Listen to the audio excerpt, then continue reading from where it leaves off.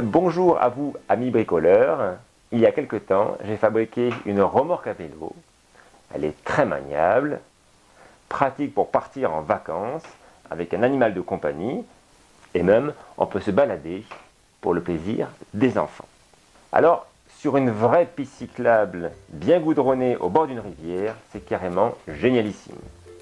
Mais s'il y a du vent de face ou que ça commence à grimper un tout petit peu, ça devient déjà beaucoup plus physique et pour moi, on s'éloigne complètement de l'idée que je me fais des vacances. Et s'il faut attaquer une montée à 10% comme celle qu'il y a pour arriver chez moi, c'est carrément impossible, en tout cas pour moi. Du coup, l'idée c'est de motoriser ma remorque à vélo. Allez, c'est parti!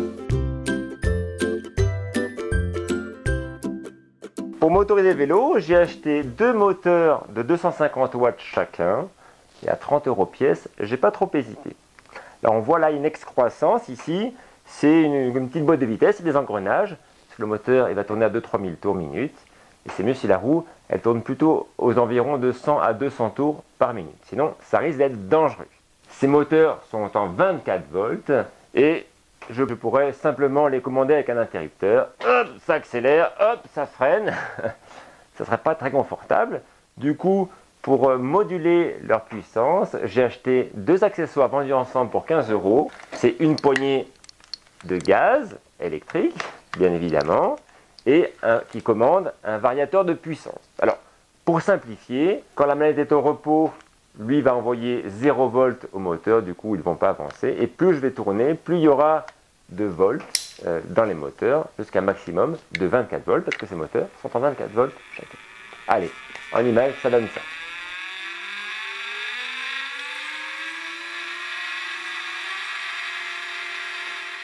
Alors au niveau des branchements électriques, ça paraît assez compliqué tous ces fils, mais il y en a une bonne partie que je ne vais pas utiliser, genre le feu de stop, le phare avant et d'autres petits accessoires.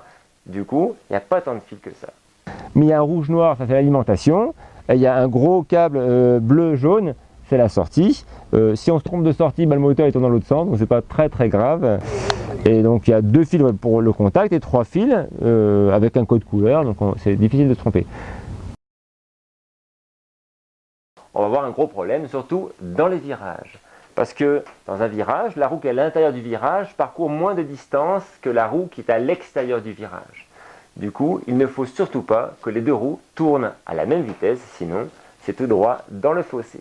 Il y a une solution relativement simple, mais pour que vous compreniez bien, je vais vous faire un petit dessin.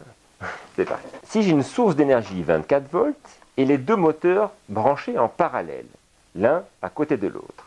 Dans cette configuration, les volts aux bornes de chaque moteur est de 24 volts. Mais si je décide de les mettre l'un à la suite de l'autre, les moteurs sont dits branchés en série, et alors aux bornes de chaque moteur, si on mesure avec un voltmètre, on mesurera 12 volts. Et comme je veux 24 volts et non pas 12 volts aux bornes de mes moteurs, ma source d'électricité devra être de 48 volts. L'avantage de ce système, et c'est pour ça que je l'ai choisi, et si là j'en bloque un, l'autre se met à tourner de plus en plus vite. Et quand je lâche, de nouveau il tourne à la même vitesse. Grâce à ce système des deux moteurs mis en série, dans les virages, ça va être carrément moins casse-figure. Cette carriole à vélo avait une roue avant, une roue arrière. Et pour l'entraînement, il fallait une cassette avec des petits pignons. Du coup, j'ai viré la roue avant et j'ai mis deux roues arrière.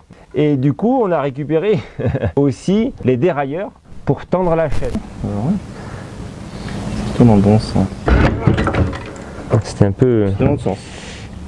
Bon, on va tout arracher là, non? On va voir. Ça marche. Ok. Génial. Bon ben voilà, j'ai monté les deux moteurs. J'ai tendu les chaînes, ça a l'air bien. Puis j'ai le même montage là en 24 volts, on va faire le test. Wouhou!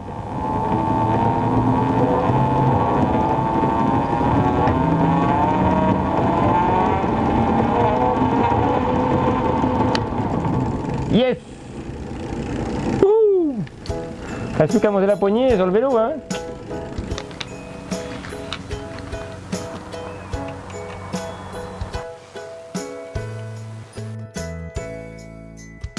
pour faire avancer la remorque, j'ai décidé de fabriquer ma batterie parce que c'est beaucoup plus rigolo et c'est beaucoup moins cher. Du coup, j'ai récupéré à gauche, à droite, avec des amis et dans des magasins qui revendaient des batteries neuves d'ordinateurs portables. Voilà. À l'intérieur de ces batteries d'ordinateurs portables, il y a ce qu'on appelle des piles en forme de bâton. Là, on voit, c'est transparent, donc il y en a 2, 4, 6. Ça se présente sous ce format-là. Et ce format-là, en particulier, s'appelle le 18650. Et là, en l'occurrence, ça va être du lithium. L'idée, ça va être d'ouvrir ces batteries le plus délicatement possible, sans écraser quoi que ce soit. Donc, pour une pince multiple ou une tenaille.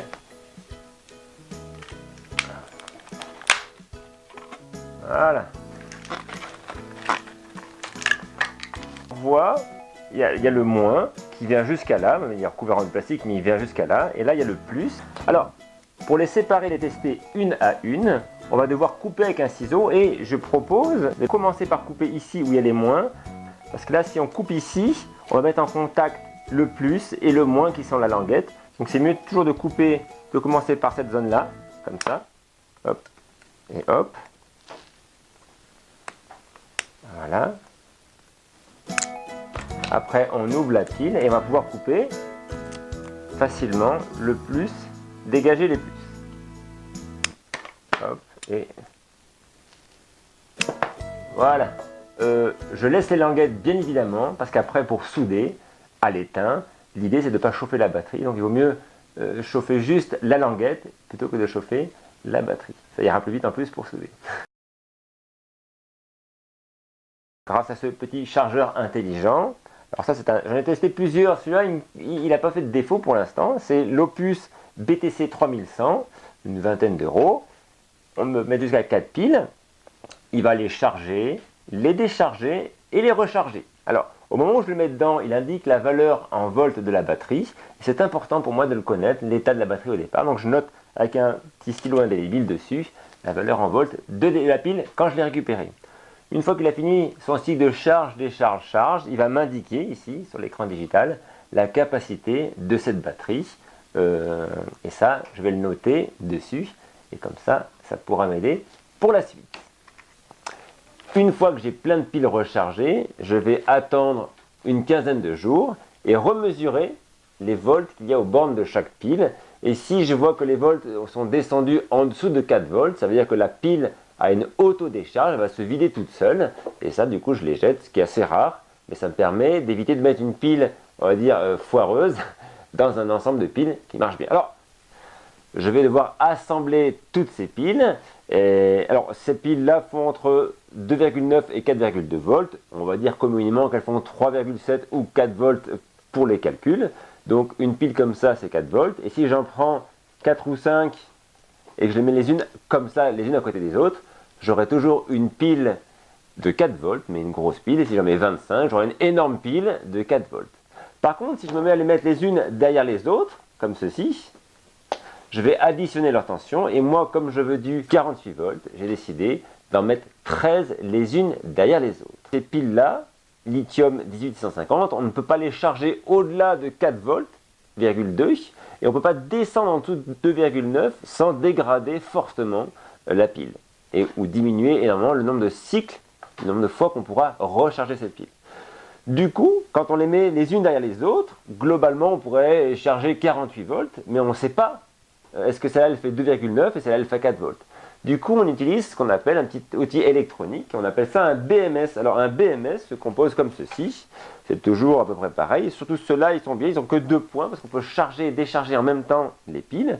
Et chaque petit fil ici, il y a un rouge, un rouge pour le plus, un noir pour le moins, et entre tous les petits fils vont être mis au niveau de chacune des étages de piles, et le BMS va vérifier qu'aucun étage n'est descendu en dessous de 2,9 et aucun est monté en dessus quand on charge au-dessous de 4,2, sinon lui, il coupe. Voilà, il empêche qu'on puisse ou trop charger ou trop décharger. Et moi qui veux me faire une grosse pile en 48 volts, ben, je vais utiliser un BMS 13S.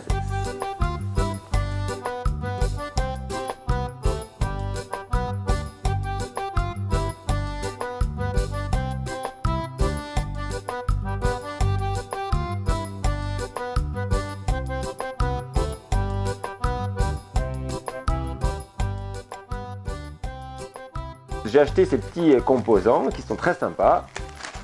Voilà. Qui s'assemblent et qui permettent de fixer les piles les unes à côté des autres et de les en assembler autant qu'on veut. L'idée là, c'est je ne vais pas laisser tous ces fils dehors, donc je vais le mettre dans une espèce de gaine thermo-rétractable. Ça coûte assez cher pour cette taille là, donc j'en ai trouvé une pas trop chère. Je vous laisse voir.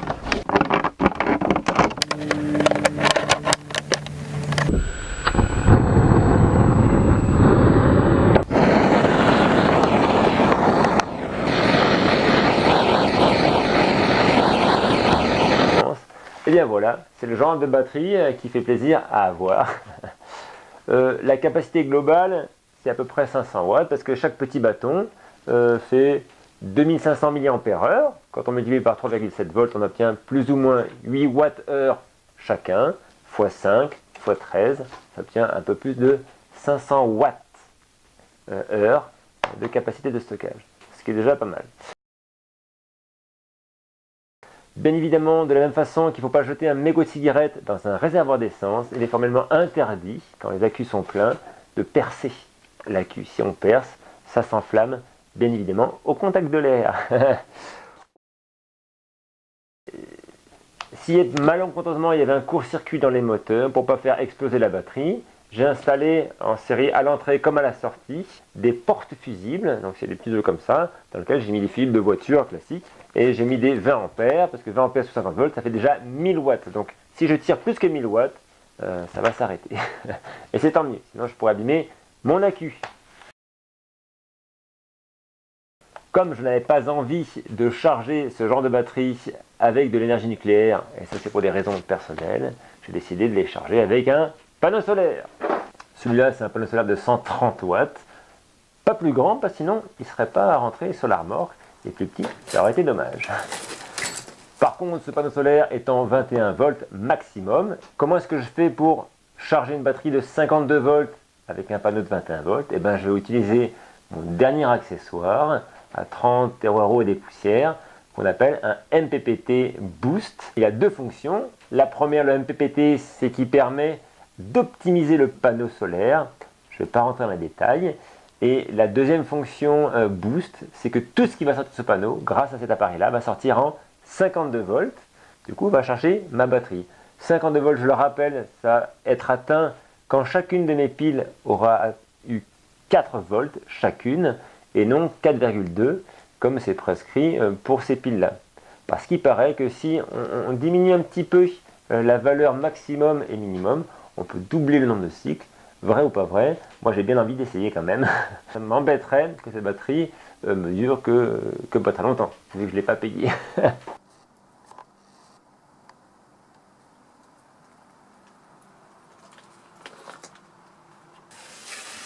Donc la sortie du panneau solaire ici arrive sur le MPPT, dont la sortie du MPPT arrive sur la batterie là. La sortie de la batterie là-bas derrière arrive sur le régulateur électronique, et la sortie du régulateur électronique va sur les deux moteurs, et ça, ce fil noir là, c'est le fil qui s'en va à la poignée de gaz. Voilà.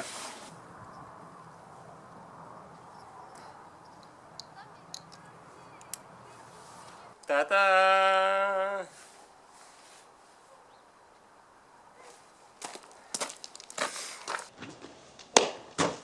Yes!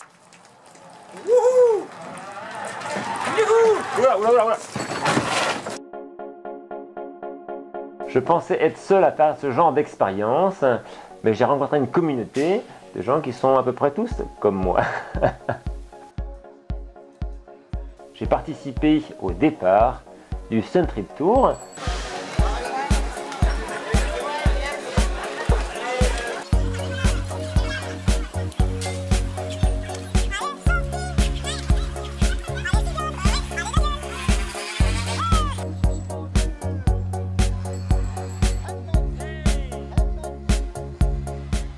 Un challenge 100% solaire qui partait cette année de Lyon à Canton en Chine. Il y a quand même 12 000 km.